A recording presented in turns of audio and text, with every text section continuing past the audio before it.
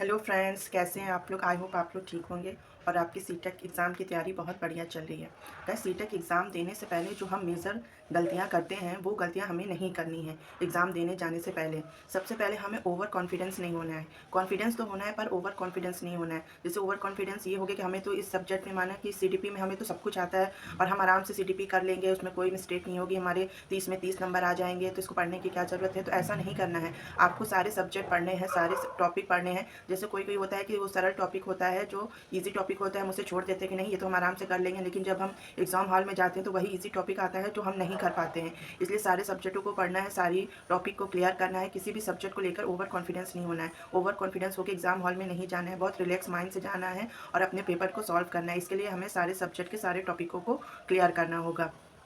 दूसरा दूसरा है कि हमें पैनिक नहीं होना है। हम एग्ज़ाम से पहले ही पैनिक हो जाते हैं। एग्ज़ाम हॉल में जाएँगे, पता नहीं हमारा पेपर कैसा होगा, कैसा नहीं होगा, पेपर कैसा आएगा, कैसा नहीं आएगा। तो हम पैनिक हो जाएँगे, तो पहले ही डर जाएँगे। पहले डर जाएँगे तो हमारा पेपर ख़राब हो जाएगा एग्ज़ाम हॉल में जाने के बाद। इसलिए आपको पैनिक नहीं होना है। बहुत ही रिलैक्स माइंड से अपनी पढ़ाई करना है, बहुत रिलैक्स माइंड से अपने एग्ज़ाम हॉल में जाके पेपर देना है। और कोई भी क्वेश्चन पे ज़्यादा समय नहीं हमें बर्बाद करना है। जैसे ये क्वेश्चन हम पढ़ के गए थे मैथ्स में, माना कि हम ये क्वेश्चन पढ़ के गए थे तो घर में तो मेरा सॉल्व हो जा रहा था, यहाँ क्यों नहीं सॉल्व हो रहा है, हम उसी के पीछे पड़े हैं। नहीं, उससे हमारा टाइम बर्बाद हो जाता है। आपको पता है कि हमें लिमिटेड टाइम मिलता है और उस लिमिटेड टाइम में हमें सारे क्वेश्चन सॉल्व करने हैं। आपको इस तरह से सारे क्वेश्चन सॉल्व करने की जितना टाइम हमें मिला है उसमें 150 क्वेश्चन हमारे पूरे कंप्लीट हो जाए टाइम से पहले ही। मैथ्स हुआ, साइंस हुआ, ये सब बहुत ज़्यादा टाइम लेते हैं। तो आपको इसी अनुसार अपनी प्लानिंग करनी होगी कि इस टाइम में हमें सारे क्वेश्चन करने, इस टाइम में हमें ये क्वेश्चन करना है। ज़्यादा टाइम किसी क्वेश्चन में बर्बाद नहीं करना है, उसे आगे बढ़ जाना है। तो पैनिक नहीं होंगे, क्योंकि हमें पता है कि सीटेक एग्जाम में टाइम जब बढ़ता है तो हम कितना ज़्यादा पैनिक हो जाते हैं। अरे टाइम हो रहा है, अब ये क्वेश्चन नहीं हुआ, वो क्वेश्चन नहीं हुआ,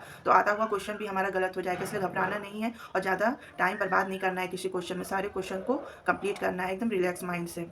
तीसरा तीसरा ये है कि हमें एक ही टीचर से पढ़ना है। किसी कभी हम इस यूट्यूब टीचर से पढ़ रहे हैं, कभी हम उस यूट्यूब टीचर से पढ़ रहे हैं। जैसे आपको जिस टीचर से समझ में आता है आप उसी टीचर से पढ़िए। जैसे किसी टीचर्स का मिलियन व्यूज़ जाता है तो आप लोग सोचते हैं इनका मिलियन व्यूज़ गया है तो हम इन्हीं टीचर से पढ़ लें। तो नहीं, पढ़ने में कोई खराबी नहीं है, एक बार आप जाके पढ़ लीजिए। अगर मुझे सचिन सर से, रोहित सर से पढ़ने में समझ में आता है तो आपको अगर किसी और से समझ में आता है तो आप उससे पढ़िए। मेरे कहने पे आप मत जाइए। आपको जहाँ समझ में आता है आप वहाँ पे उस टीचर से पढ़िए। सबसे ज़्यादा इंपॉर्टेंट बात ये है कि आपको समझ में आना चाहिए कि हाँ, जो टीचर पढ़ा रहा है वो हमें समझ में आ रहा है कि नहीं। अब जैसे कोई टीचर्स के व्यूज़ है वो ज़्यादा नहीं जा रहे मगर वो बहुत बढ़िया पढ़ा रहा है तो आप उसी टीचर से पढ़िए। मेन है आपका समझ में आना, आपका टॉपिक क्लियर होना।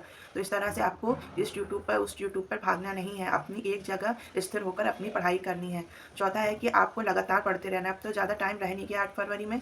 ये नहीं कि कोई काम आ गया, घर में मेहमान आ गए, कहीं हमें घूमने जाना है, तो ये सब अवॉइड कर देना है, क्योंकि बस मुश्किल से 10-12 दिन रह गए हैं, बस अब इसी में ही पढ़ना है। उसके बाद तो टाइम ही टाइम है। तो ये टाइम बर्बाद नहीं करना है, क्योंकि टाइम हमें फिर नहीं मिलेगा। आपको तो पता है कि सीटेट का एग्ज़ाम कितने दिनों के बाद आता है और फिर वैकेंसी आ जाती है। तो फिर हम अफसोस करते रहते हैं कि काश हमने पढ़ लिया होता तो हमारा सीटेट क्लियर हो गया था तो हम वैकेंसी भर सकते थे। आपको पता है कि 2026 में कहीं ना कहीं वैकेंसी ज़रूर आएगी, तो हमें इसके लिए सीटेट पास करना बहुत ज़रूरी है। इसलिए अपना लगातार पढ़ते रहिए। ये 10-12 दिन की मेहनत है गाइस, इसी में ही अगर हम लोग पढ़ लेंगे तो हमारा सीटेट आराम से क्लियर हो जाएगा। 10-10 दिन में लोगों ने क्लियर किया है अपना सीटेट। आपने तो यूट्यूब पे देखा ही होगा और अच्छे मार्क्स से क्लियर किया है। तो इसलिए वो लोग ये करते हैं कि वो लोग लगातार पढ़ते रहते हैं, एक दिन भी गैप नहीं करना है। तो आपको गैप नहीं करना है।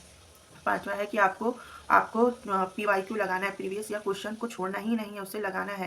मगर प्रीवियस ईयर क्वेश्चन लगाने के साथ साथ आपको थ्योरी भी पढ़नी होगी। ये नहीं कि हम खाली क्वेश्चन पे क्वेश्चन लगा रहे, थ्योरी नहीं पढ़ना है। अगर आप थ्योरी नहीं पढ़ेंगे तो आपका टॉपिक क्लियर नहीं होगा, टॉपिक क्लियर नहीं होगा तो आपको क्वेश्चन समझ में नहीं आएगा, क्वेश्चन समझ में नहीं आएगा तो आप आंसर नहीं टिक कर पाएंगे।